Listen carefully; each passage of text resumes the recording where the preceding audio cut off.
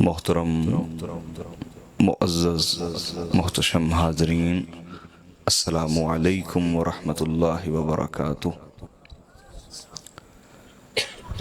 اللہ جل مجدہ کا شکر ادا کرتے ہیں جس کی عظیم توفیق کے ساتھ ہم سب آج کی اس خوبصورت محفل میلاد مصطفیٰ میں حاضر ہیں۔ اللہ میری اور آپ سب کی حاضری قبول فرمائے، اللہ ہمارے دلوں میں اخلاص نازل فرمائے، ہمیں ریاکاری سے، دکھلاوے سے، نیت کے فساد سے اللہ پناہ عطا فرمائے۔ حاضرین، میرا مقصد ہے آپ کو کچھ باتیں سمجھاؤں، آپ نے خود توجہ کرنی ہے، سمجھانا میرا کام ہے۔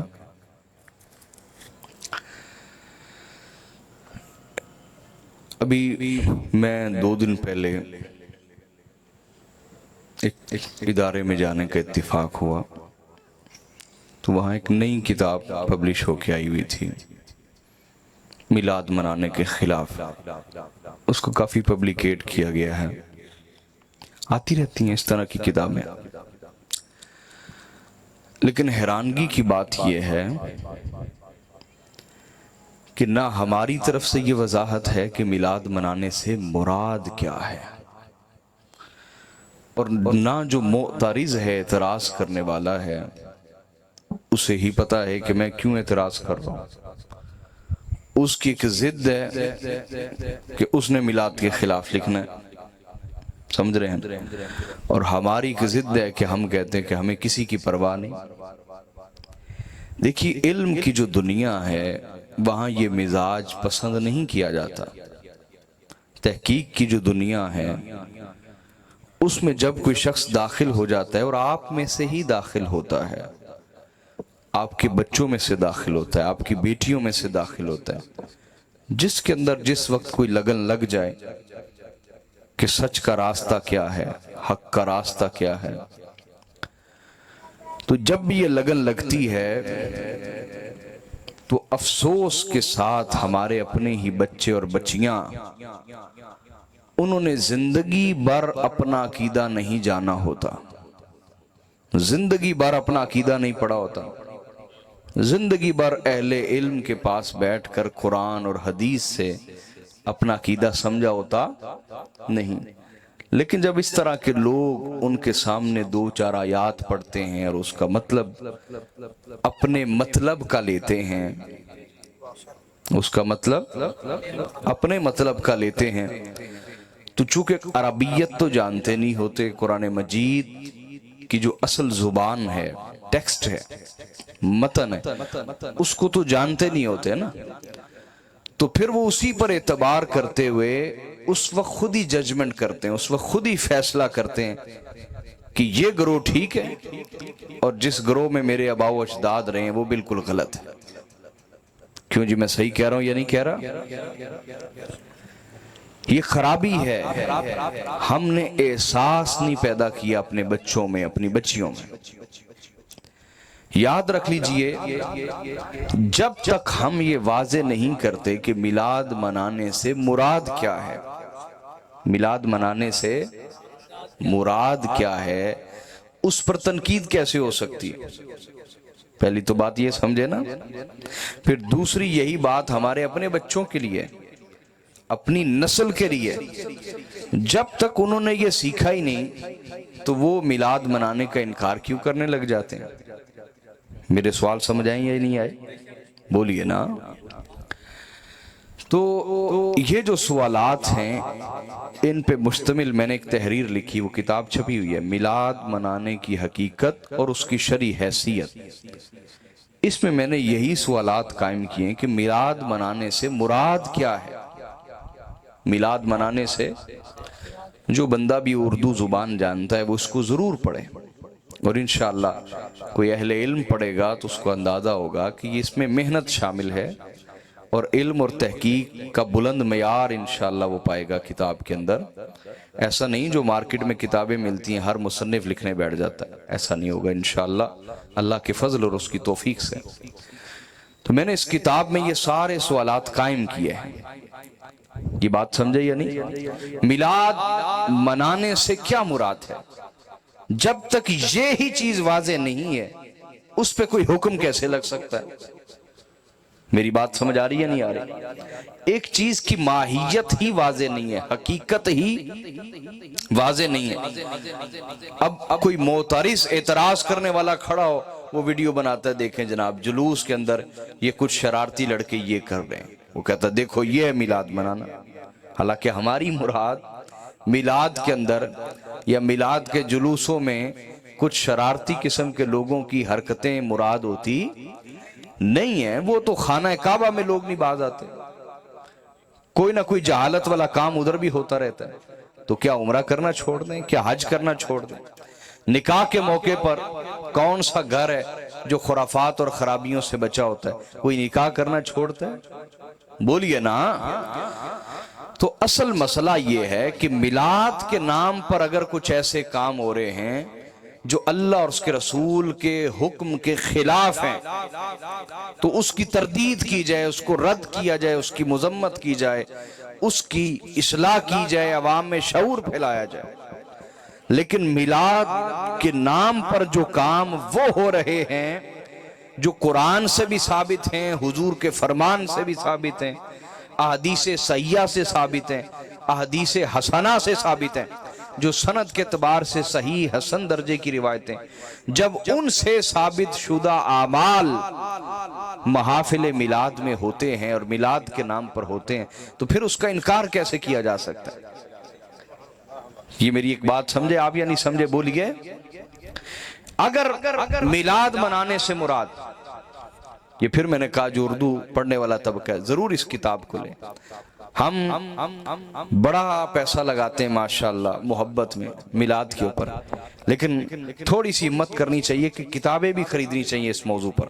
صرف میری نہیں میں کہہ رہا، جس بھی کسی محقق آدمی نے کتاب لکھی ہو آپ لیں، پڑھیں، دلائل جانیں، سمجھے یا نہیں؟ لیکن بندہ محقق ہو، موضوع روایات یا جیلی روایات یا من گڑت روایات کتاب میں داخل نہ کرے جس پر محدثین نے وضع کا حکم لگایا ہو کہ یہ جھوٹی روایتیں، یہ من گڑت روایتیں بعد میں گھڑ کے رسول اللہ کی طرف منسوب کی گئی.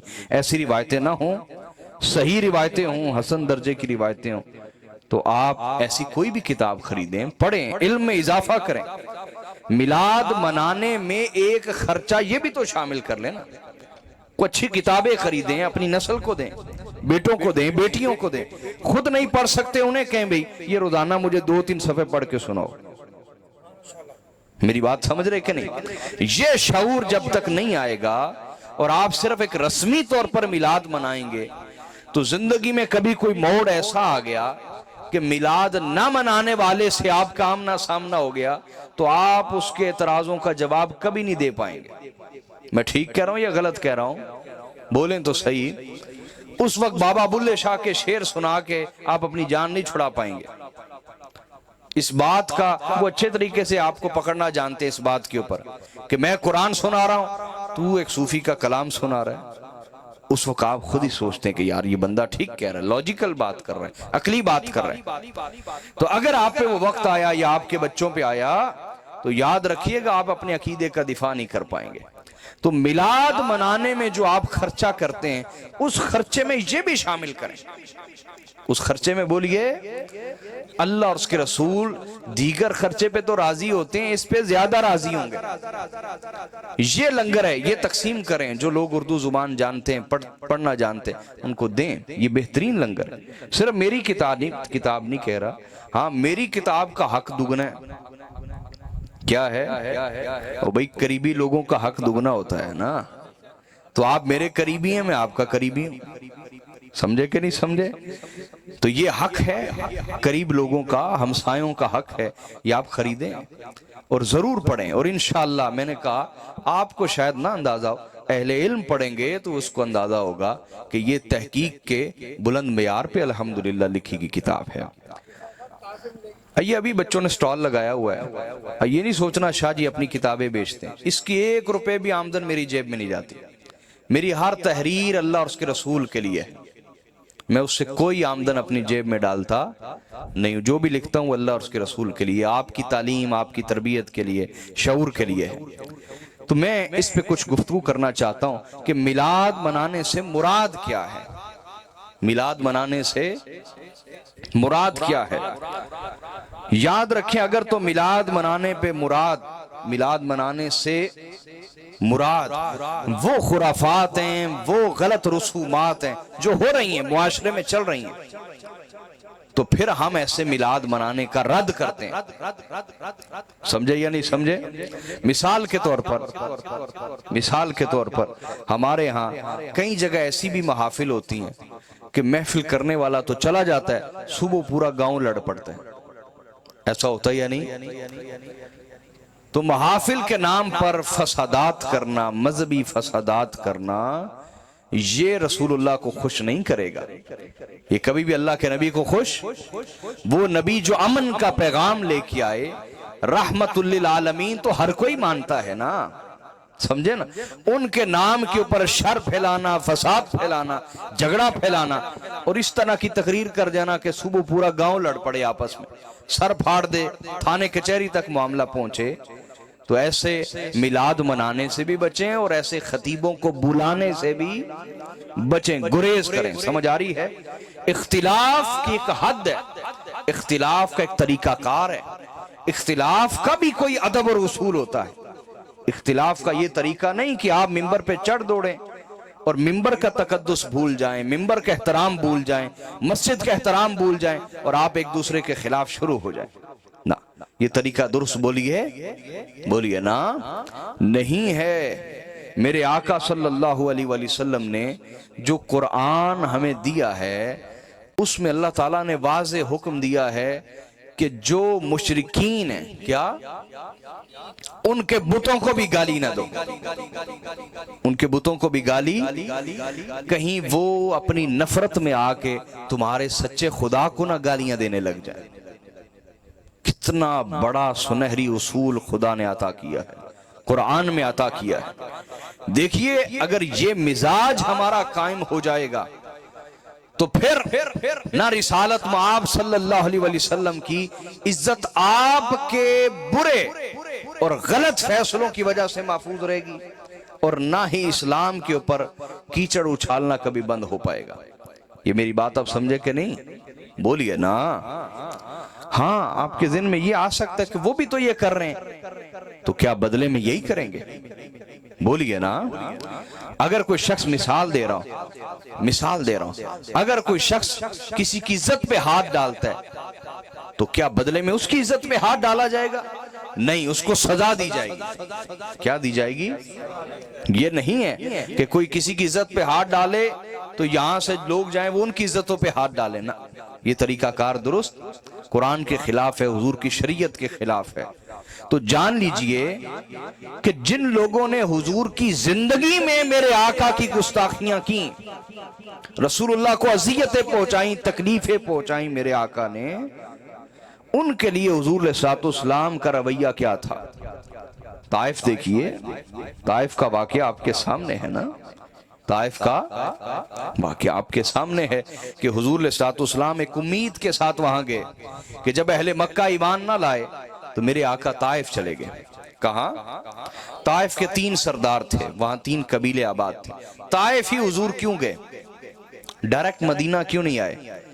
اس لیے کہ طائف مکہ اور مدینہ دونوں سے زیادہ متمدن، سیویلائزڈ، ترقی یافتہ شہر تھا، مکہ کی نسبت بھی اور مدینہ کی نسبت بھی.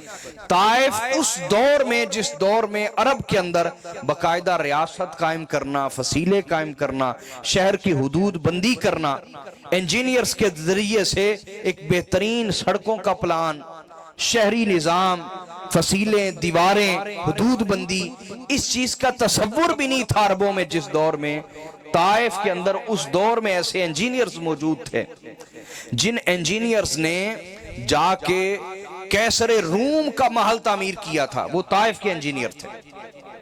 کس کے انجینئر تھے بولیے؟ بڑے پڑھے لکھے لوگ، تعلیم یافتہ، تربیت یافتہ، متمدن. صاحبان ثقافت، پڑھے لکھے لوگ وہاں موجود تھے طائف میں، اس لیے میرے آقا نے وہ آپشن چنا کہ میں طائف جاتا ہوں، اگر وہاں کے لوگ مجھ پر ایمان لے آتے ہیں تو اسلام بڑی تیزی کے ساتھ پھیلے گا، کیونکہ وہاں کی اکثریت پڑھے لکھے لوگ ہیں۔ کیا ہیں؟ بولیے نا، پڑھے لکھے لوگ ہیں، وہ اگر قبول کر لیا انہوں نے میرے پیغام کو تو بڑی تیزی کے ساتھ اسلام پھیلے گا۔ اب میرے آقا وہاں گئے، وہاں کے جو 3 سردار تھے انہوں نے حضور کی دعوت بھی نہیں سنی، حضور کا پیغام بھی نہیں سنا، الٹا اہانت کی، گستاخی کی، حضور کا دل توڑ دیا اور معاذ اللہ غلیظ الفاظ استعمال کیے کہ ہمارے شہر سے نکل جائے۔ اب حضور اکیلے ہیں، تنہا ہیں، نکل پڑے ہیں، لیکن یہاں تک بھی ان کی نفرت ختم نہ ہوئی، دونوں طرف اوباش جوان کھڑے کر دیے، حضور کو معاذ اللہ سب و شتم کرتے، اہانت والے، بے ادبی والے الفاظ بولتے، پتھر مارتے، ساتھ کیا پتھر مارتے، اہانت کرتے میرے آقا کی۔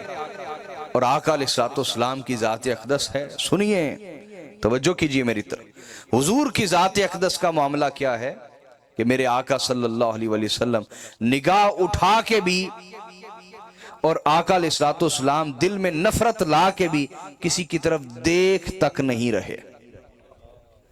سمجھ آ رہی میری بات یا نہیں آ رہی؟ بولیے۔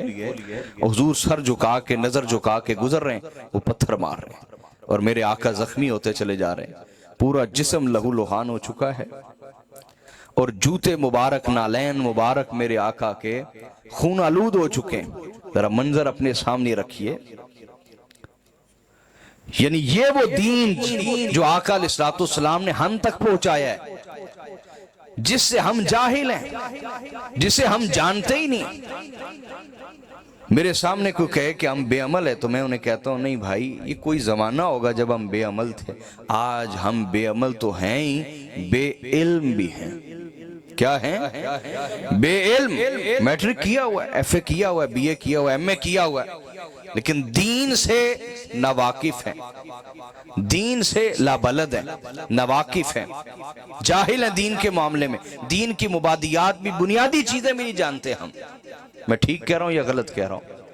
یعنی رسول اللہ کی زندگی ہی ہمیں کم از کم جاننی چاہیے، حضور کا انداز زندگی۔ تو میں یہ حضور کی سیرت بھی ساتھ ساتھ سمجھا رہا ہوں اپنی گفتگو میں، حضور کے اخلاق سمجھا رہا ہوں، آپ کا دعوت کا طریقہ کار سمجھا رہا ہوں ساتھ ساتھ۔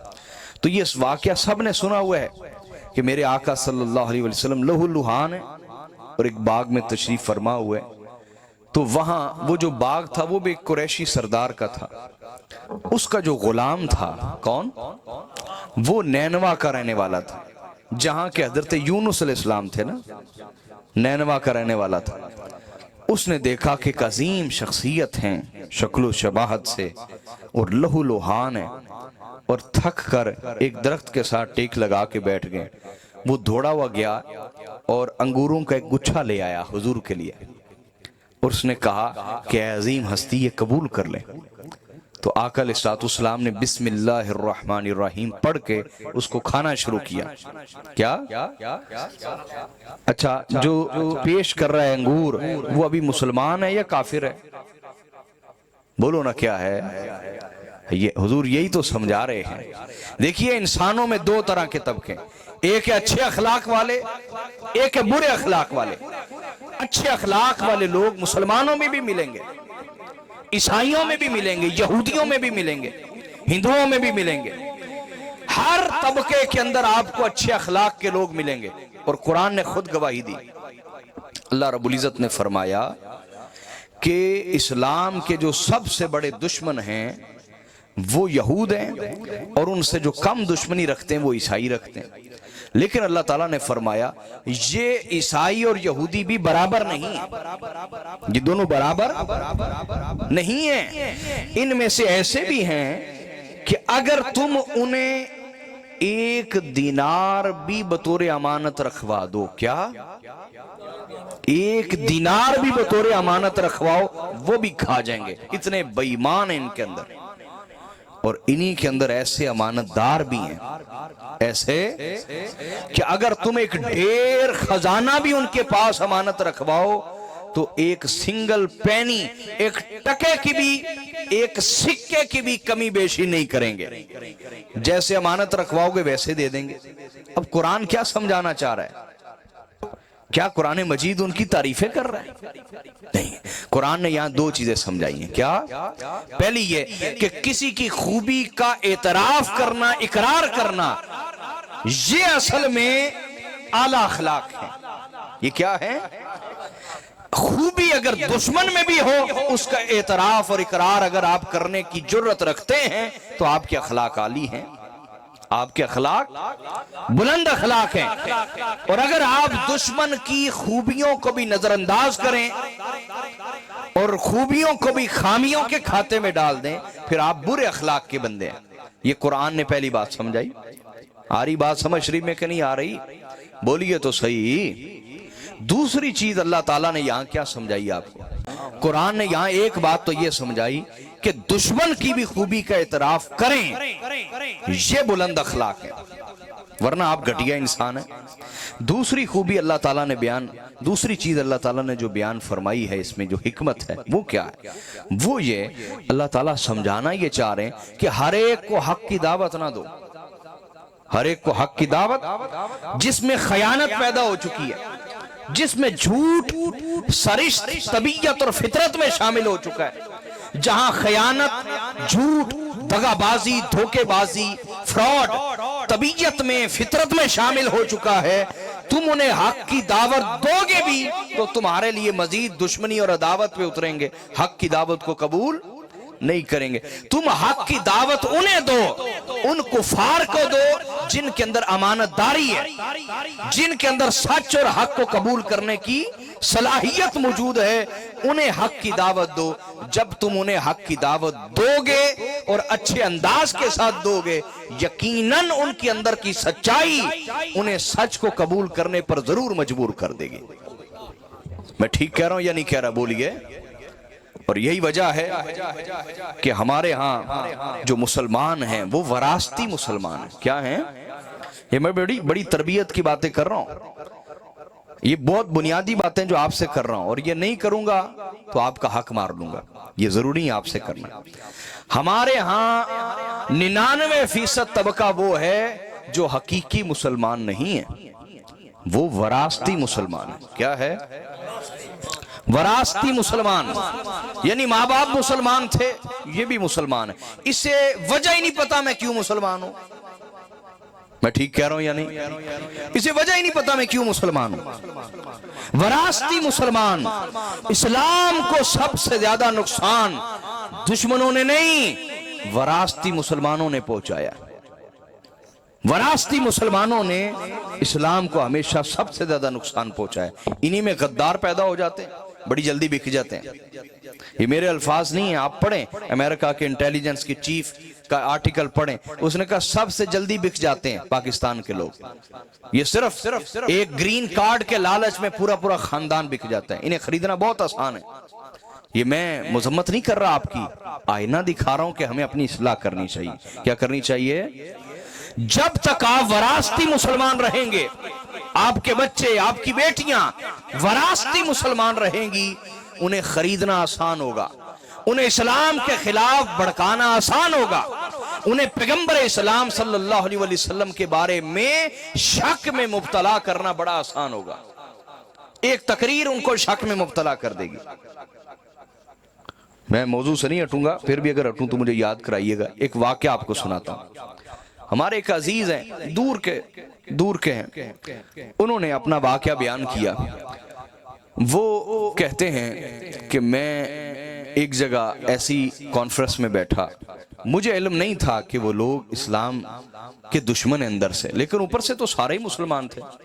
کسی کا نام علی ہے، کسی کا نام حسین ہے، کسی کا نام ابو بکر ہے، کسی کا نام عمر ہے، نام مسلمانوں والے ہیں، اندر سیکولرزم ہے، اندر اسلام سے بیزاری ہے، اندر اسلام کے خلاف نفرت ہے کہ اسلام وہ واحد رکاوٹ ہے جو ہمیں کھلم کھلا شراب نہیں پینے دیتا، اسلام وہ واحد رکاوٹ ہے جو کھلم کھلا زنا، بدکاری، فحاشی نہیں کرنے دیتا۔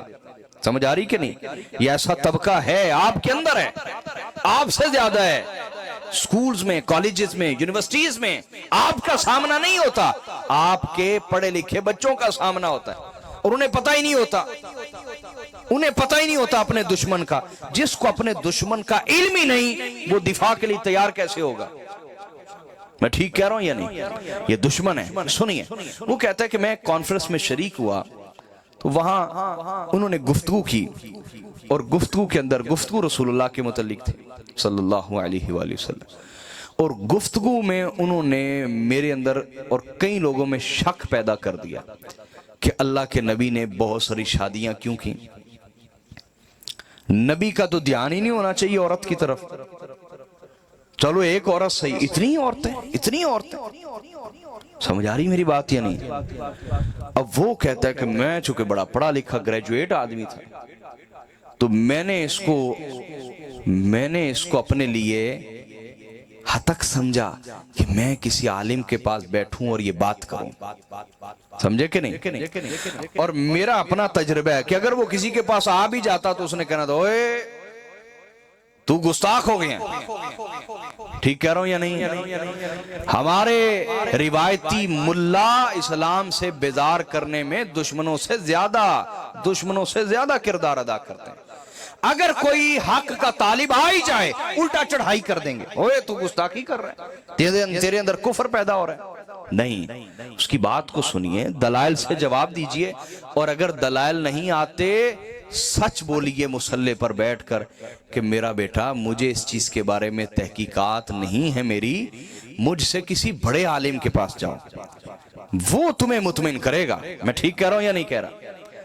سچی گواہی دیں. قرآن نے کہا چاہے ماں باپ کے خلاف دینی پڑے چاہے اپنے خلاف دینی پڑے. ٹھیک کہہ رہا ہوں یا نہیں کہہ رہا؟ یہ کہنا چاہیے، یہ فرض ہے. مسجد میں بیٹھ کے کیوں جھوٹ بولنا اور اپنی طرف سے غلط جواب کیوں دینا؟ اعتراف کرنا چاہیے کہ میری اس کے بارے میں زیادہ تحقیق نہیں، مجھ سے کسی بڑے عالم کسی محقق کے پاس جاؤ، وہ تمہیں مطمئن کرے گا. اچھا، وہ شخص کہتا ہے کہ وہ میرے اندر نا عجیب ایک شک سا پیدا ہو گیا اللہ کے نبی کے بارے میں، اور میرے ذہن میں یہ چیزیں آنے لگ گئیں کہ بھئی نبی کو اتنی عورتوں کی کیا ضرورت تھی؟ سمجھ آ رہی بات یا نہیں؟ اب وہ کہتے ہیں کہ اگلے دن میری فلائٹ تھی، میں نے امریکہ جانا تھا. اب جب میں جہاز میں بیٹھا نا پاکستان سے، تو میں مسلمان تھا لیکن اتنی لمبی فلائٹ تھی، پورے رستے میرے دماغ میں نا اندر ہی اندر چلتا رہا، یہ کشمکش چلتی رہی. اور جب میں امریکہ کی سرزمین پہ اترا تو میں پکا کافر ہو چکا تھا اندر سے. سمجھ آ رہی ہے بات؟ اور اسی حالت پہ وہ کہتے 20 سال میرے گزر گئے. میں اسلام سے سخت نفرت کرنے لگ گیا آہستہ آہستہ. وہاں پہ لوگ بھی ایسے ملے جو مذہب سے بیزار تھے، اور پھر ایسے لوگ ملے جو اسلام سے بیزار تھے. اندر وہ چیز بڑھتی گئی. 20 سال میں نے کفر پہ گزارے. وہ بندہ کہہ رہا ہے، کہتا 20 سال کے بعد میں پاکستان آیا دوبارہ، تو کافی دوستوں سے ملا، پرانے دوستوں سے. تو ایک دوست تھے میرے، ان کے پاس گیا نا، تو انہوں نے مجھے کہا یار تو نے بڑی دنیا دیکھ لی، میرے ساتھ. میرے ایک استاد ہیں، اللہ والے ہیں، درویش ہیں، ان کے پاس تجھے لے کے چلتا.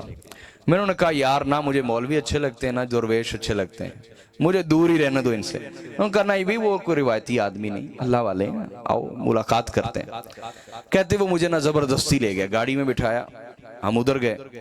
خدا کی کرنی جب اللہ ہدایت دینا چاہے. کہتے جب میں جا کے بیٹھا تو ان کا موضوع پہلے سے ہی اس بات پہ چل رہا تھا کہ اللہ کے نبی نے زیادہ شادیاں کیوں کی، رسول اللہ نے زیادہ شادیاں، اس موضوع پہ گفتگو ہو رہی تھی. سمجھ آئی یا نہیں آ رہی؟ کہتے جیسی وہ میں نے گفتگو سنی میرے کان کھڑے ہو گئے، میں ہمتن گوش ہو گیا، متوجہ ہو گیا کیا بات ہو رہی ہے. انہوں نے چند حکمتیں جو بیان کی جو میں سن سکا، مجھ سے پہلے بھی وہ کئی حکمتیں بیان کر چکے تھے. میرے ہوتے ہوئے جو چند حکمتیں بیان ہوئیں ان میں سے میں آپ کو بھی عرض کر دیتا ہوں. یاد رکھیں پیغمبر صلی اللہ علیہ وسلم نے خود فرمایا ما زوجت وما تزوجت الا بامر اللہ. آقا علیہ الصلوۃ والسلام نے فرمایا میں نے نہ تو اپنی کوئی شادی اور نہ ہی اپنی بیٹیوں کی کوئی شادی اللہ کی وحی کے بغیر کی ہے. میں نے جو بھی نکاح کیا ہے چاہے اپنا چاہے اپنی بیٹیوں کا، وہ اللہ کی وحی کے ساتھ کیا ہے. پیغمبر صلی اللہ علیہ وسلم وہ عورتوں کی طلب شہوت اس سے پاک ہوتے ہیں، انہیں اس چیز کی طلب نہیں ہوتی. لیکن سنیے جناب عیسیٰ علیہ السلام نے نکاح نہیں کیا، حضرت یحییٰ علیہ السلام نے نکاح نہیں کیا، نتیجہ کیا نکلا؟ ان کی امت کو پتہ نہیں چلا کہ شادی کیسے کرنی ہے اپنے نبی کے طریقے کے مطابق. بات یعنی جناب عیسیٰ علیہ السلام نے نکاح نہیں کیا. عیسائیت آج بھی عدد کے اعتبار سے، ڈیجٹ کے اعتبار سے دنیا کا سب سے بڑا مذہب ہے. تعداد کے اعتبار سے سب سے بڑا مذہب ابھی تک کون سا ہے؟ ابھی بھی عیسائیت ہے. وجہ بھلا کیا ہے؟ کیونکہ انہوں نے اپنی عورتوں کے لیے چرچ کے دروازے بند نہیں کیا، اپنے بچوں کے لیے چرچ کے دروازے بند نہیں کیے. ان کے مردوں سے زیادہ ان کی عورتیں مذہب کے ساتھ قائم ہوتی ہیں. یہ بات یاد رکھیے گا بڑی. میں آپ کو مشاہدے اور علی وجہ تحقیق بات کر رہا ہوں. انہوں نے اپنی عورتوں کے لیے چرچ کے دروازے بند نہیں کیے. عورتیں مردوں سے زیادہ اپنے مذہب سے اٹیچ ہیں اور وہ بچوں کو پروان چڑھاتی ہیں مذہب کے اوپر. یہ بات سمجھ آئی؟ ہم نے عورتوں پر مسجدوں کے دروازے بند کر دیا. کوئی محفل بھی ہوتی ہے تو صرف مرد بیٹھے ہوتے ہیں. میں آپ کو جتنی مرضی اچھی تربیت دے لوں، اگر آپ کی عورت اندر سے پکی مسلمان نہیں ہے، وراثتی مسلمان کی بات نہیں کر رہا، حقیقی مسلمان اگر آپ کی عورت نہیں ہے، آپ اپنی اولاد کو کبھی سچا وفادار مسلمان نہیں بنا پائیں گے. وہ تو بڑی دور کی بات ہے. اگر آپ کی عورت کو فجر کی نماز پڑھنے کی عادت نہیں نا، میں آپ کو یہاں ایسا خطاب کروں کہ آپ رو رو دھاڑے مار مار روئیں، اپنے گناہوں پر توبہ کر لیں. اگر آپ کی بیوی کو عادت نہیں ہے، آپ مجھے فجر پڑھ کے دکھا دیں. میں ٹھیک کہہ رہا ہوں یا غلط کہہ رہا ہوں؟ یاد رکھ لیں، آپ عورت کے بغیر کچھ نہیں ہیں. عورت کے بغیر کچھ نہیں ہے. اس بات کو اگر آپ تسلیم نہیں کرتے، آپ جانوروں سے بھی بڑھ کے جاہل ہیں. آپ کی ماں ایک عورت ہے، آپ کی بیوی ایک عورت ہے، آپ کی بہن ایک عورت ہے، آپ کی بیٹی ایک عورت ہے. آپ عورت کے ذریعے سے اپنی زندگی کو مکمل کرتے ہیں. اگر آپ انہیں اسلام کی محبت پہ پروان نہیں چڑھاتے، آپ کبھی بھی اسلام کے وفادار نہیں رہ سکتے. بات سمجھ آئی یا نہیں آئی؟ بولیے. تو ہم نے عورتوں پر مسجدوں کے دروازے بھی بند کر دیے، مدرسوں کے دروازے بھی بند کر دیے، محافل کے دروازے بھی بند کر دیے. کیوں؟ وہ کیوں جو ہے نا، کیوں وہ آج بھی باقی ہے.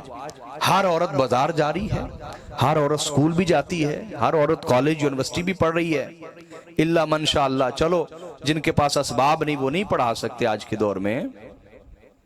سمجھ آ رہی ہے نہیں؟ لیکن جن کے پاس اسباب ہے وہ ضرور پڑھاتے ہیں. میں ٹھیک کہہ رہا ہوں یا نہیں؟ پڑھاتے ہیں. چلو یہ ساری باتیں چھوڑیں، ہاسپٹل تو جا رہی ہیں کہ نہیں خواتین؟ حکیم ڈاکٹر کے پاس جاتی ہیں یا نہیں جاتی؟ بولیں. تو اپنے جسم کے علاج کے لیے ڈاکٹر کے پاس جاتی ہیں، لیکن اپنی روح اور دین کے علاج کے لیے ہم نے انہیں کوئی ڈاکٹر فراہم نہیں کیا ہوا.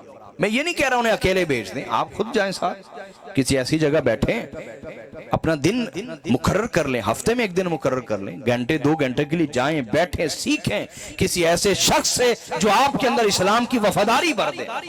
یہ ہے میلاد کا مقصد، کہ ہم یہ سوچیں کہ ہم نے اسلام کو کتنا فائدہ آج تک پہنچایا، کیا اپنے وجود سے فائدہ پہنچایا، اور مزید بھی ہم نے یوں ہی چلنا ہے یا اپنی زندگی میں کوئی تبدیلی لا کے اپنے نبی کی خدمت بھی کرنی ہے. کیوں جی؟ یہ احساس اگر پیدا ہو گیا، محفل میلاد کا حق ادا ہو گیا. اور اگر یہ احساس پیدا نہ ہوا تو پھر کوئی حق ادا نہیں ہوگا. تو واقعہ میں سنا رہا تھا، وہ کہتے ہیں کہ اس درویش نے گفتگو یہ شروع کی ہوئی تھی کہ حضور نے شادیاں کیوں کی. اس نے تو 2 وجوہات بیان کی، میں اور بھی کر رہا ہوں. پہلی یہ کہ آقا علیہ الصلوۃ والسلام نے فرمایا کہ میں نے جو بھی نکاح کیا وہ اللہ کے امر سے کیا. ٹھیک ہے؟ تو جناب عیسیٰ علیہ السلام نے نکاح نہیں کیا، رزلٹ کیا نکلا؟ کانسیکوینٹلی نتیجہ کے طور پر آج ان کی امت جانتی نہیں کہ ہم نے اپنے نبی کے طریقے کے مطابق شادی کیسے کرنی ہے. نہیں جانتی، اسوہ نہیں ہے، ماڈل نہیں ہے سامنے. سمجھے؟ پھر شادی کے بعد اولاد کیسے لینی ہے، اولاد کی تربیت کیسے کرنی ہے، سمجھ رہے ہیں نا؟ پھر سسرالی رشتوں کے ساتھ کیسے رہنا ہے، ددیالی رشتوں کے ساتھ کیسے رہنا ہے. شادی کے بعد کے مسائل اور ہوتے ہیں. جو کر چکا ہے وہ میری گفتگو سمجھ رہے ہیں، جو نہیں کر چکا شاید اس کے سر کے اوپر سے گزر رہی ہو. جی تو شادی کے بعد رشتہ داریاں قائم رکھنا یہ ایک الگ سے امتحان ہوتا ہے. ہوتا ہے کہ نہیں ہوتا؟ ہوتا ہے. تو وہ کیسے قائم کرنے، اس کے لیے ماڈل کیا ہے، اس کے لیے اسوہ کیا ہے، اس کے لیے طریقہ کار کیا ہے ہمارے نبی کا، یہ کرسچنز نہیں جانتے. اگر ہمارے نبی صلی اللہ علیہ وسلم بھی نکاح نہ کرتے، نکاح بولیے، کیا یہ ساری سنتیں پتہ چل پاتی؟ بولیے. پھر تیسری حکمت جانیے، اگر میرے آقا صلی اللہ علیہ وسلم کثرت کے ساتھ نکاح نہ فرماتے تو حضور کی گھریلو زندگی ہم تک کیسے پہنچتی؟ نبی علیہ الصلوۃ والسلام کی بھائی ہر ایک کو تو گھر میں آنے کی اجازت نہیں ہوتی نا، سمجھ رہے ہیں نا؟ تو آقا علیہ الصلوۃ والسلام کی گھریلو زندگی، گھریلو معاملات، وہ کیسے امت تک پہنچتے؟ اس کو امت تک پہنچانے کے لیے اللہ کا حکم نازل ہوا کہ آپ نکاح فرمائیں. کیا کریں؟ نکاح فرمائیں، تاکہ آقا علیہ الصلوۃ والسلام کی گھریلو زندگی امت تک پہنچے، آقا علیہ الصلوۃ والسلام کی گھر کی زندگی امت تک پہنچے. اور اگر آپ صرف وہی احادیث جمع کریں جو حضور علیہ الصلوۃ والسلام کی ازواج مطہرات نے روایت کی ہیں تو کئی جلدوں پہ کتاب مشتمل ہو جائے. یہ بہت بڑی حکمت تھی. اگلی حکمت سمجھے، چوتھی حکمت، وہ کیا؟ یاد رکھیے عربوں میں رواج تھا. کیا تھا؟ عربوں میں رواج تھا کہ اگر کسی قبیلے سے بیٹی لے لیتے یا ان کو دے دیتے پھر ان سے جنگ نہیں کرتے تھے. پھر ان سے جنگ، یہ ہمارے یہاں دیہاتوں میں آج تک بولتے ہیں، آج تک یہ لفظ بولا جاتا ہے کہ جناب جڑا فلانا پنڈ ہے اتھے اسی تھی دیتی ہوئی ہے. پنڈ، بندے کا نام نہیں کہتے، فلان ہے پنڈ. یہ آج تک دیہاتی جو لوگ ہیں ان میں یہ اچھے اخلاق آج بھی موجود ہیں کہ وہ اس گاؤں کا بھی لحاظ کرتے ہیں. ایسا ہے یا نہیں؟ یہ بولیے، گاؤں کا لحاظ کرتے ہیں کہ یار فلاں گاؤں میں ہم نے بیٹی بیائی ہوئی ہے. تو یہ عربوں میں رواج تھا کہ قبیلے اگر کسی سے بیٹی لے لیتے یا دے دیتے پھر ان کے درمیان جنگ رہتی نہیں. تو یہ آقا علیہ الصلوۃ والسلام کی سیاسی حکمت عملی بھی تھی، اللہ کی وحی کے ساتھ، اللہ کے امر کے ساتھ، اللہ کے حکم کے ساتھ، کہ حضور نے مختلف قبیلوں کی جو خواتین سے ان سے نکاح کیا. اس طرح جو قریبی تمام قبائل تھے عرب کے وہ آقا علیہ الصلوۃ والسلام کے حکم کے تحت آ گئے. ان میں سے بہت سارے تھے جنہوں نے دل سے قبول نہیں کرنا تھا، لیکن جب یہ لحاظ آیا کہ اب جنگ کر سکتے نہیں ہے، انہوں نے سلو کو مقدم جانا اور آقا علیہ الصلوۃ والسلام سے سلو کی. تو یہ بھی حکمت تھی حضور علیہ الصلوۃ والسلام کی، قبائل کو جمع کرنا. قبائل کو بولیے جمع کرنا. یہ میں نے آپ کو 4 حکمتیں بیان کی ہیں، انہوں نے دو بیان کی. کہتے کہ 20 سال کے بعد دوبارہ کلمہ پڑھ کے اس درویش کے ہاتھ میں دوبارہ مسلمان ہوا. یہ میں نے ایک واقعہ سنایا ہے، یہ آپ کی نسل کے ساتھ ہو رہا ہے. وہ اپنی بے عزتی محسوس کرتے ہیں، کسی اللہ والے کے پاس بیٹھ کے علم حاصل کریں. کیا کرتے ہیں؟ موبائل کے اوپر پوسٹ پڑھتے ہیں اور وہی پوسٹ اندر شک کا بیج بو دیتی ہے. کوئی ویڈیو دیکھتے ہیں، وہ ویڈیو شک کا بیج بو دیتی ہے اسلام کے متعلق. کیا آج میں بھی ایک تصویر دیکھ رہا تھا اور اوپر شعر کیا لکھا ہوا، شعر جس کا مفہوم یہ ہے، وہ تصویر تھی کہ ایک بچہ ہے جو بھوک اور پیاس سے مر رہا ہے فلسطین کا، اور ایک غیر مسلم عورت ہے وہ اس کو پانی پلا رہی ہے اور کھانا دے رہی ہے. اوپر شعر یہ لکھا ہوا تھا کہ جو دوزخ ہے نا وہ خدا تمام عبادت گزاروں سے بھر دے گا اور جنت کو کافروں سے بھر دے گا. یہ لکھا ہوا تھا اوپر. یہ کیا ہے؟ عام بندہ پڑھے گا پھر نیچے تصویر بھی ویسی ہے، وہ ضرور متاثر ہوگا. پھر اپنی حد تک محسوس کرتے ہیں عزت کے خلاف. میں بی اے پڑھا ہوں، میں ایم اے پڑھا ہوں، میں کسی سے پوچھوں ہی؟ اللہ کے بندو، تم بی اے پڑھے ہو، تم ایم اے پڑھے ہو، کیا تم پلمبر بھی ہو؟ کیا تم الیکٹریشن بھی ہو؟ کیا مستری بھی ہو؟ کیا بڑائی بھی ہو؟ خود ہی لکڑی کا فرنیچر بناتے ہو، خود ہی لوہے کا فرنیچر بنا لیتے ہو، پلمبر بھی خود بن جاتے ہو، الیکٹریشن بھی خود بن جاتے ہو، سائنسدان بھی خود بن جاتے ہو، سڑکیں خود بناتے ہو، مٹھائی کی دکان تمہاری، سب کچھ دنیا کا ہر کام تم کرو گے. تو جب دنیا کے ہر کام میں ہم محتاج ہیں اس شعبے کے لوگوں کے، کیا اس شعبہ کے لوگوں کے، اسلام کو یہ ایسا کیوں سمجھ لیا کہ ہر بندہ یہ سمجھتا ہے چونکہ میں بی اے کر گیا ہوں، ایم اے کر گیا ہوں، لہٰذا میں اسلام کے بارے میں کل مفتی میں ہوں، میں نے فیصلہ کرنا ہے کیا حق کا راستہ ہے کیا شر کا راستہ ہے، میں نے خود فیصلہ کرنا ہے. کیا یہ اپنے ہی خلاف بہت بڑی حماقت کا قول نہیں ہے کہ میں نے خود فیصلہ کرنا ہے؟ کیا ہر شعبہ تم میں آ گیا؟ سننے والی بات ہے، کیا ہر شعبہ تم میں ہنر آ گیا؟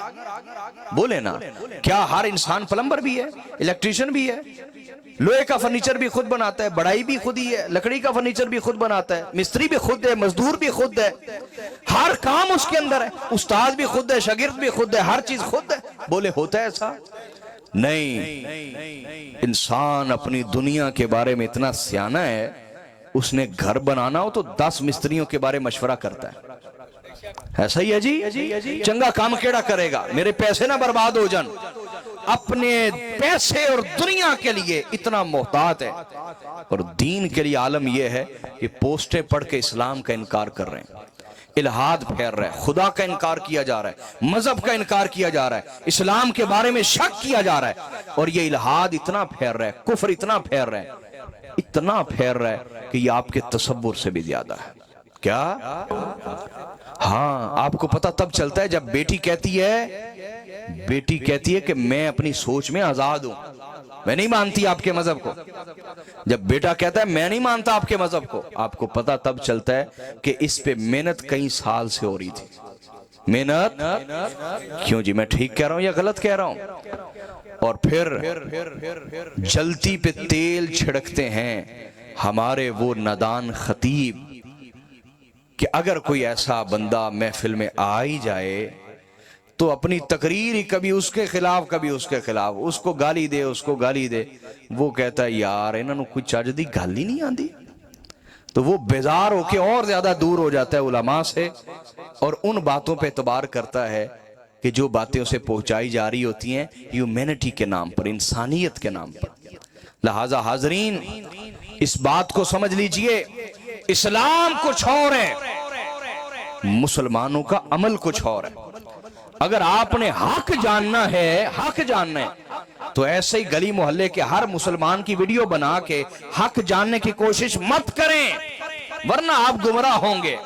وجہ کیا ہے کہ یہاں گلی محلے بھرے ہوئے ہیں وراثتی مسلمانوں سے، حقیقی مسلمان آپ کو خال خال کوئی نظر آئے گا۔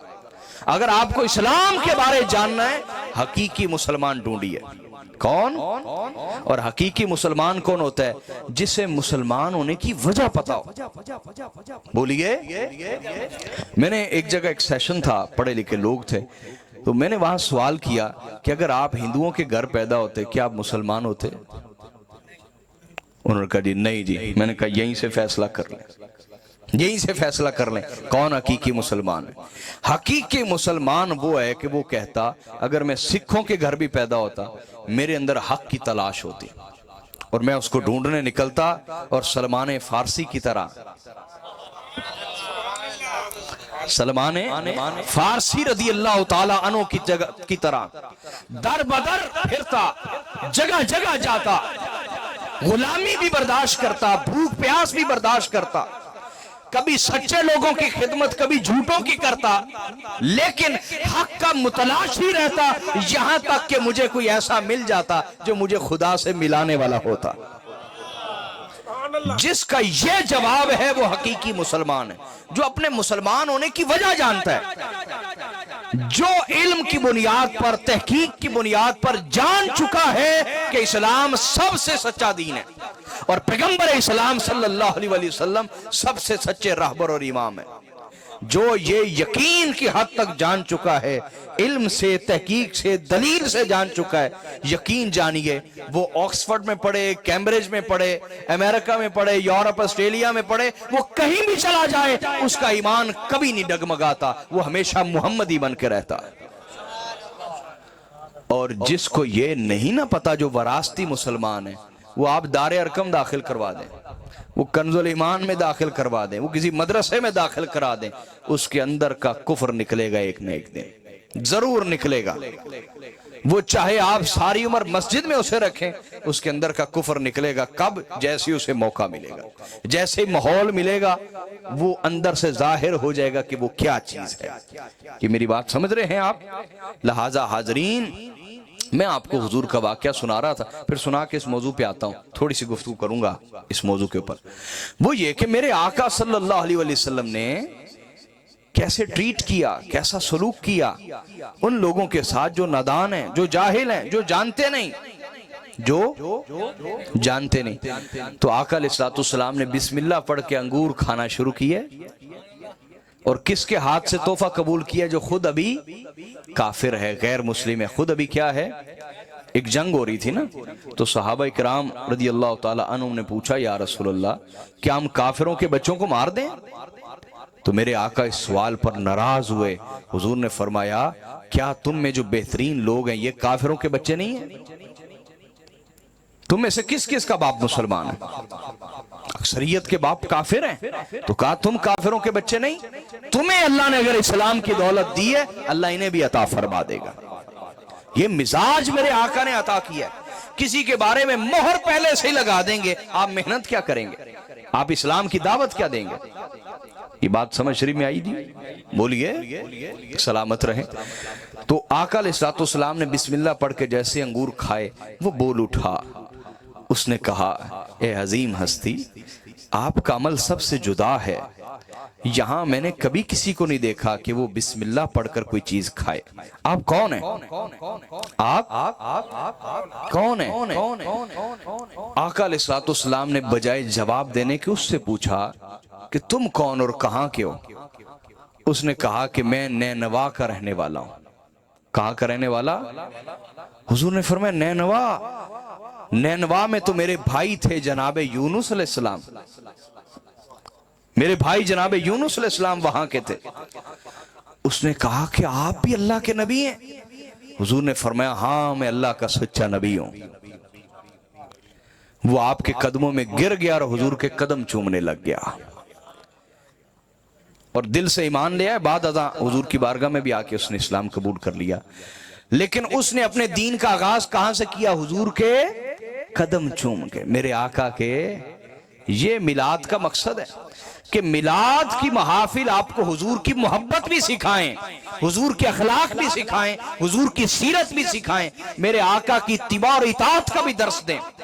آج فرقہ پرستی نے ہمارا جہاں بڑے معاملات میں نقصان کیا اور بیڑا غرق کیا، ہمارا نقصان کیا فرقہ پرستی نے، وہاں ایک نقصان یہ بھی کیا کہ فرقہ پرستی نے ہمیں فرقہ پرستی کا عادی بنا دیا، دھڑے بازی کا، تنظیموں پہ تنظیمیں بن رہی ہیں، دھڑے بازی دھڑے بازی دھڑے بازی، امت کو ٹکڑے کرنا اور توڑنا اور توڑنا۔ ہر شخص اٹھتا ہے وہ اپنی ایک الگ ٹوپی بنا لیتا ہے، کوئی الگ امامہ بنا لیتا ہے، دھڑے بازی، امت کو توڑنا ہے، تقسیم کرنا ہے۔ سمجھ رہے میری بات؟ فرقہ پرستی نے ہمیں دھڑے بازی کی عادت ڈال دی، فرقہ پرستی کی عادت ڈال دی۔ یہی وجہ ہے کہ ہم نے محفلیں بھی تقسیم کر دی، محفلیں بھی، کسی جگہ محفل سیرت النبی ہو رہی ہے، وہ محفل میلاد کرنے کو تیار نہیں، کسی جگہ محفل میلاد ہو رہی ہے، وہ محفل سیرت النبی کرنے کو تیار نہیں۔ آپ کر کے دیکھیں، وہ کہیں گے کہ جناب آپ فلاں ہو گئے۔ سیرت النبی، سیرت جس کے بارے اللہ نے خود قرآن میں آیات نازل فرمائی ہیں، وَإِنَّكَ لَعَلَىٰ خُلُقٍ عَظِيمٍ، یہ سیرت ہے۔ سمجھ آ رہی ہے نہیں آ رہی؟ لَقَدْ كَانَ لَكُمْ فِي رَسُولِ اللَّهِ أُسْوَةٌ حَسَنَةٌ، یہ سیرت ہے۔ تو محفل سیرت النبی کہیں ہو رہی ہے اور محفل میلاد النبی کہیں ہو رہی ہے۔ محفل سیرت النبی میں حضور کا پیغام سمجھایا جا رہا ہے، کیا؟ اور محفل میلاد النبی میں حضور کا مقام سمجھایا جا رہا ہے۔ لیکن یہ ادھوری ہے محفلیں، محفل وہ مکمل ہے جس میں حضور کا مقام بھی سمجھایا جائے، سرکار کا پیغام بھی سمجھایا جائے۔ تو حاضرین، عرض کرنے کا مقصد یہ تھا کہ ہمیں اپنی نسلوں کو حقیقی مسلمان بنانا ہے۔ ان محفلوں کا مقصد یہ ہے کہ شعور زندہ کیا جائے، ان محافل کا مقصد یہ ہے کہ عشق رسول کا ایک نور دلوں میں زندہ کیا جائے، عشق رسول کا نور دلوں میں پیدا کیا جائے۔ ان محافل کا مقصد ہے۔ محفل میلاد منانے کا مقصد یا محفل میلاد منانا ہرگز اس سے مراد یہ نہیں ہے جو مذہب کے نام پر فسادات ہیں، یا بعض جگہ جبرن چندہ بھی وصول کیا جاتا ہے، اس سے بھی کئی لوگ بیدار ہوتے ہیں، کہتے دیکھو ہے کی ہو رہا ہے، ایسا ہی ہے نا، غلط حرکت ہے۔ میرے نبی نے فرمایا مسلمان وہ ہے جس کی زبان اور ہاتھ سے دوسرے مسلمان محفوظ رہیں۔ جو لوگوں کو تکلیف دے رہے میلاد کے نام پر وہ کون سا عقل مند آدمی، کون سی دین کا کام جگہ دیکھا ہے، وہ آگے باڑ لگا دیتے ہیں، نہیں گزر سکتے آپ، پہلے چندہ دیکھے جائیں۔ بعض اوقات اچھے خاصے آدمی کے پاس اس وقت پیسے نہیں ہوتے، وہ اسی وقت فتویٰ لگا دیتے ہیں نہیں منن علیہ منکر ہے، حد ہو گئی۔ اب جس کے اوپر یہ تہمت لگے گی وہ مانتا بھی ہو تو وہ نفرت میں آ جائے گا، غصے میں آ جائے گا۔ میں ٹھیک کہہ رہا ہوں یا نہیں؟ محفل میلاد منانے سے یہ مراد نہیں ہے یہ حرکتیں۔ اسی طرح کئی جگہ میں نے دیکھا کہ جلوس نکلتے ہیں وہ توڑ پھوڑ کر جاتے ہیں، ہمارا اس سے ہرگز یہ مراد نہیں ہے۔ ایمبولینس کو کہیں رستہ نہیں دیتے، وہ ویڈیو بنا کے دکھاتے ہیں جناب یہ دیکھو یہ عشق رسول ہے، ہرگز یہ مراد ہم اس کی مذمت کرتے ہیں۔ کیا کرتے ہیں؟ میلاد منانے سے یہ مراد ہرگز، اگر کوئی یہ لے رہا ہے تو ہم بھی اسے انسانیت کو تکلیف پہنچانے کی بنیاد پر حرام قرار دیتے ہیں اس عمل کو جو وہ کر رہا ہے۔ یہ بات سمجھ آ رہی ہے آپ کو یا نہیں آ رہی؟ یا چوری کی بجلی سے پوری کوٹھی سجائی ہوئی، ہم ہرگز اس کی تائید کرتے نہیں ہیں۔ جو حرام ہے وہ دین کے نام پر کرنا اور زیادہ حرام ہے۔ پوری کوٹھی سجائی ہوئی جناب اور ہے چوری کی بجلی پہ، میں ٹھیک کہہ رہا ہوں یا نہیں؟ میلاد منانے سے یہ مراد ہرگز نہیں ہے، جو غلط ہے وہ غلط ہے، نبی کے نام پہ ہو تو اور زیادہ غلط ہے۔ اسی طرح کئی لوگ یہ کہتے ہیں، یہ میں نے اپنی کتاب میں ساری چیزیں دی ہوئی ہیں، اس پہ میں نے فصلیں قائم کی ہیں، باقاعدہ اس پہ بحث کی ہے۔ بازاروں کو دیکھنے کے لیے وہ کہتے ہیں جناب اس دن عورتیں بے پردگی کرتی ہیں۔ کس نے حمایت کی عورتوں کی بے پردگی کی؟ ہم تو کہتے ہیں کہ بے پردگی حرام ہے، ہر حالت میں حرام ہے۔ سمجھ رہے ہیں یا نہیں سمجھ رہے؟ لہذا جو کچھ ہو رہا ہے چاہے وہ میلاد کے نام پہ ہو یا آگے پیچھے ہو، جو حرام ہے وہ حرام ہے۔ کیا ہمارا میلاد منانے سے یہ مراد ہے؟ بولیے کسی کی مراد ہوتی ہے؟ کیوں اس کو بہانہ بنا کے حضور کے میلاد کے خلاف تقریریں کی جاتی اور کتابیں لکھی جاتی ہیں؟ سمجھے بات یا نہیں؟ بولیے۔ اور پھر ہم نے تو کوئی محفل ختم کر دینی ہے 11:30 تک۔ جو لاہور میں محافل ہو رہی ہیں وہ 2:30-3 بجے سے پہلے ختم نہیں ہوتی۔ میں کہیں بھی جا رہا ہوں بڑی جگہ شعور دیتا ہوں کہ جلدی آیا کریں، جلدی آیا کریں۔ ابھی بھی میں آ گیا تھا، آپ آدھا مجمع بھی نہیں بیٹھا ہوا تھا۔ دیکھیے گفتگو تو میں نے اللہ کے لیے کرنی ہے لیکن دیواروں سے تھوڑا کرنی ہے۔ دیواروں سے کرنی تو میں گھر میں اپنے کمرے میں بیٹھ کے کر لیتا ہوں دیواروں سے۔ بھئی محفل میں آیا ہوں تو لوگ آئیں گے تو ان سے گفتگو کرنی ہے نا، لیکن لوگوں کا مزاج ہو چکا ہے کہ 11 بجے سے پہلے محفل میں نہیں آنا۔ اس کا نتیجہ کیا ہوتا ہے؟ فجر اکثر رہ جاتی ہے۔ آخر انسان لیٹ سوئے گا تو نہیں اٹھ پائے گا، فجر رہ جاتی۔ اس کو بھی کہیں بہانہ بنا کے کہتے ہیں دیکھو جناب چونکہ فجر رہ جاتی ہے میلاد منانا جائز نہیں۔ ارے بھائی نماز جان بوجھ کے قضا کرنا حرام ہے، ہم کون سا اس کی تائید کرتے ہیں؟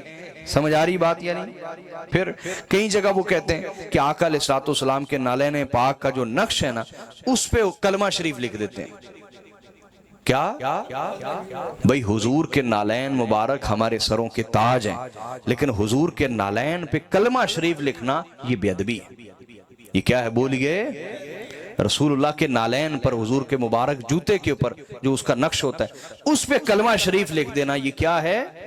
سخت بے ادبی ہے۔ اس سے رسول اللہ خوش نہیں ہوں گے، ناراض ہوں گے۔ کچھ اس کو بناتے ہیں، وہ کہتے دیکھو یہ ہے میلاد منانا۔ ارے بھائی یہ کس نے کہہ دیا؟ سمجھے یا نہیں؟ ہم خود اس کی مذمت کرتے، عوام کو شعور دیتے بچیں ایسے کام مت کریں، علماء سے پوچھ کے ہمیشہ یہ کام کیا کریں جو بھی آپ نے کرنا ہے۔ سمجھے بات یا نہیں؟ اسی طرح میلاد منانے سے مراد یہ بھی ایک ایشو بنایا جاتا ہے، یہ جو آج کل آپ نے دیکھا ہوگا کہ رسول اللہ کا نام لکھا ہوتا ہے کیک کے اوپر اور اس کو کاٹا جاتا ہے۔ کیا آپ کو صلح حدیبیہ کی وہ بات یاد نہیں ہے کہ حضرت مولا علی المرتضیٰ صلح نامہ لکھ رہے ہیں اور آپ نے لکھا من محمد رسول اللہ، یہ حضرت محمد رسول اللہ کی طرف سے صلح نامہ ہے، الى سہیل بن عمر، سہیل بن عمر کی طرف۔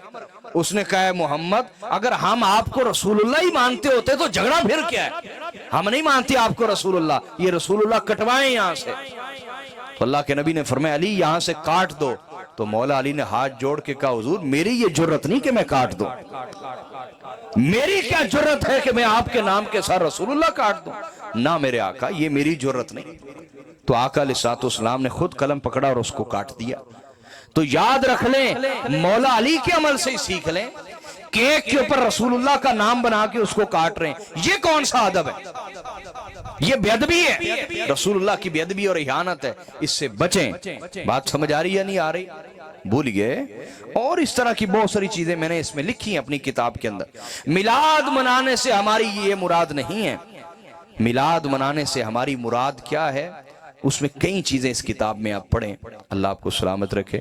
ایک چیز اس میں بیان کرتا ہوں، میلاد منانے سے ہماری جو سب سے بڑی مراد ہے وہ یہ کہ ایسی محفلیں سجائی جائیں جن میں میرے آقا کا کثرت سے ذکر کیا جائے، حضور کا کثرت سے بولیے، حضور کی شان بیان کی جائے، آقا کی عظمت بیان کی جائے، حضور کے رتبے پہ بات ہو، آقا علیہ السلام کے معجزات پہ بات ہو، حضور کی شان، حضور کی عظمت، حضور کا مقام، آقا کی عظمت، مرتبت، مکانت پہ بات ہو، پھر ساتھ ساتھ حضور کی مبارک عادتوں پہ بات ہو، حضور کے پیارے اخلاق پہ بات ہو، حضور کے پیارے شمائل اور خصائل پہ بات ہو، آقا کی خصوصیات پہ بات ہو، آقا علیہ السلام کے حسن و جمال پہ بات ہو، حضور کی پیاری آنکھوں پہ بات ہو، میرے آقا کے خوبصورت کانوں پہ بات ہو، حضور کے پیارے بولنے پہ بات ہو، زبان پہ بات ہو، ہونٹوں پہ بات ہو، حضور کے انداز تکلم، انداز تخاطب، بولنے کے انداز پہ بات ہو، میرے آقا بولتے کیسے تھے یہ سنایا جائے، میرے آقا صلی اللہ علیہ وسلم دیکھتے کیسے تھے یہ سنایا جائے، حضور کا دیکھنے کا انداز کیا تھا، ناراض ہونے کا انداز کیا تھا، حضور کے خوش ہونے کا انداز کیا تھا، میری بات سمجھ رہے ہیں؟ کبھی میرے آقا صلی اللہ علیہ وسلم کے ہاتھ پہ بات ہو، ان پیارے ہاتھوں کی برکتوں پہ بات ہو، کبھی حضور کے لعاب دہن پہ بات ہو کہ وہ تھوک مبارک کہ اگر تمہارا تھوک کسی جگہ گرے تو جراثیم پیدا ہوتے ہیں، بیماریاں پیدا ہوتی ہیں، حضور کا لعاب دہن، تھوک مبارک کڑوے کنویں میں گر جاتا ہے، وہ ہمیشہ کے لیے میٹھا ہو جاتا ہے۔ میرے آقا کا لعاب دہن، بیٹھ جاؤ سلامت، میرے آقا صلی اللہ علیہ وسلم کا لعاب دہن اگر حضرت قتادہ کی آنکھ میں لگتا ہے، وہ آنکھ جو نکل چکی ہے، جب وہاں لگتا ہے وہ آنکھ ہمیشہ کے لیے سلامت ہو جاتی ہے۔ اور یہاں بھی کچھ نالائکوں نے شان مصطفیٰ اپنی طرف سے بیان کرتے شان خدا کا انکار کر دیا۔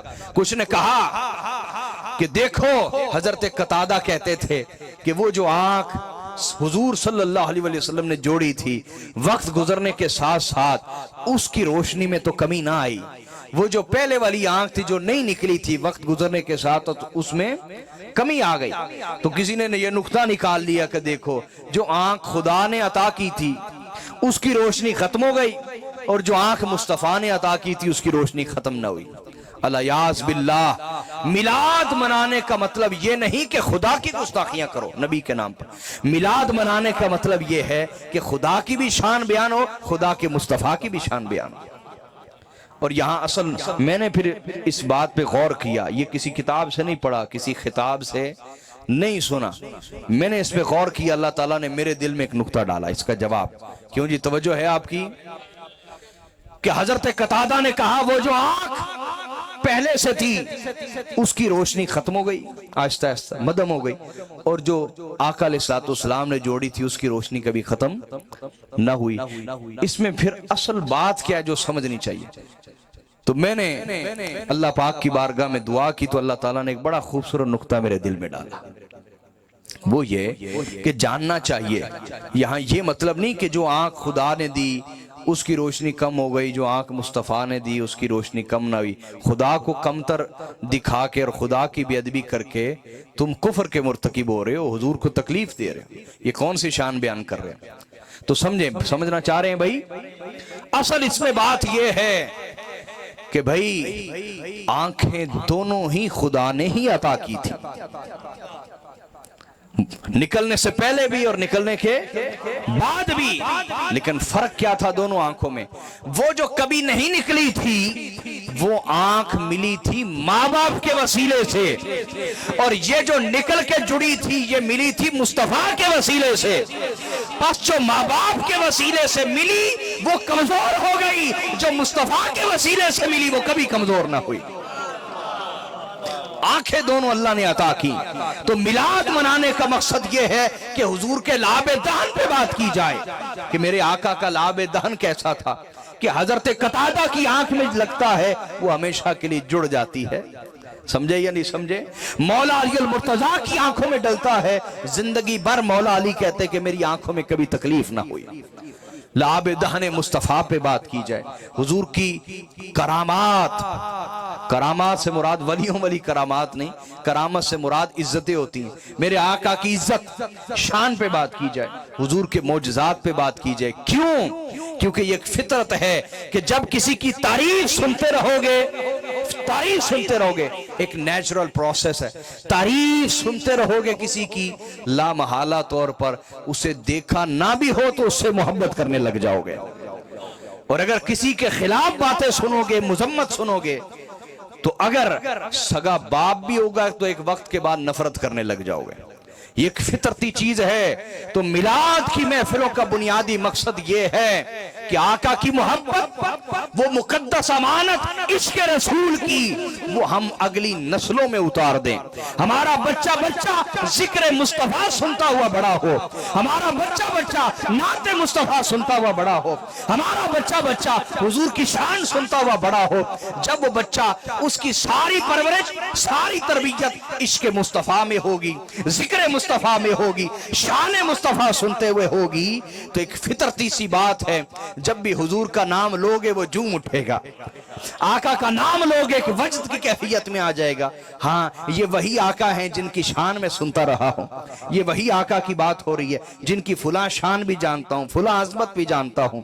تو جب عظمت کو جان لے گا، آخری بات کر رہا ہوں، عظمت کو جان لے گا، اگلا کیا ہوگا کام؟ وہ قرآن مجید نے ہی فلسفہ دیا ہے. کیا اللہ پاک کرتا ہے؟ شروع میں ساری حضور کی شان بیان کر رہا ہے. کیا کر رہا ہے؟ شان مصطفیٰ.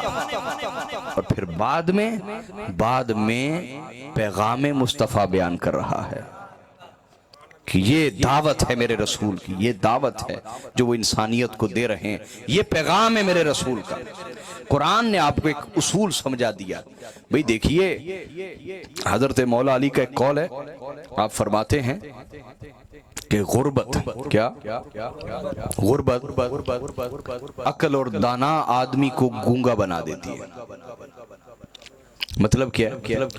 کہ جو غربت ہے وہ دنا آدمی کی زبان کو بھی اور دنا آدمی کی دنائی والی بات کو بھی بے قیمت کر دیتی ہے، بے قیمت کر دیتی. غربت سمجھ آ رہی مولا علی کی بات؟ غربت حکیم دانا آدمی کی حکمت والی بات کو بھی بے قیمت کر دیتی ہے. اور دولت ایک دولت مند کی بیکار بات کو بھی بڑا قیمتی بنا دیتی ہے. سمجھ رہے کہ نہیں؟ ایک دنیا کا اصول ہے، دنیا کا، کہ جس کی شان آپ کی نظر میں ہے وہ عام بات بھی کرے تو آپ اس کو اہمیت دیتے ہیں. کیا دیتے ہیں؟ بھئی میں ٹھیک کہہ رہا ہوں یا نہیں؟ ہم نہ ہوتا رہتا ہے، تھانے سے سمن ہی آ جائے تو وہ سگے بھائی کے بلاوے جیسا نہیں ہوتا. آپ کہتے ہیں آ جاؤں گا، 3 دن گئے ہی نہیں، ایسا نہیں ہوتا. میں ٹھیک کہہ رہا ہوں یا نہیں؟ عدالت سے سمن آ جائے، وجہ کیا ہے؟ پیغام ہی ہے. بھائی بھی دے رہا ہے آپ کو، وہ بھی دے رہا ہے. ہاں آپ کے ذہن میں یہ فرق ہے کہ جناب جو اس کی شان ہے اس کے پاس عہدہ ہے، اس عہدے کی جو شان ہے وہ میرے بھائی کے پاس نہیں ہے، تو آپ بھاگے بھاگے جاتے ہیں. ایسا ہی ہوتا ہے نا. تو یہی اللہ تعالیٰ نے چونکہ انسان کو بنایا ہے، اس کی فطرت جانتا ہے، اس نے سب سے پہلے اپنے حبیب کی شان ہمیں سمجھائی ہے، حضور کا مقام سمجھایا ہے. جب شان مصطفیٰ ذہن میں، دماغ میں، دل میں پختہ ہو جاتی ہے، پھر حضور کے حکم پر عمل کرنا بڑا آسان ہو جاتا ہے. کیونکہ ایک فطرت آپ کی پکار کے کہتی ہے کہ یہ کسی عام ہستی کا حکم نہیں ہے، یہ اس ہستی کا حکم ہے. بعد از خدا بزرگ توئی قصہ مختصر، یہ وہ ہستی ہے کہ خدا کے بعد کسی کا نام ہے تو ان کا نام ہے. یہ محفل میلاد کا مقصد ہے کہ حضور کی محبت دلوں میں اتاری جائے، اور آقا علیہ السلام کے متعلق جو دشمن وسوسے اور شکوک پیدا کر رہے ہیں اس کو دور کر کے ہم اپنی پڑھی لکھی نسل کو اسلام کی صحیح تصویر پیش کریں.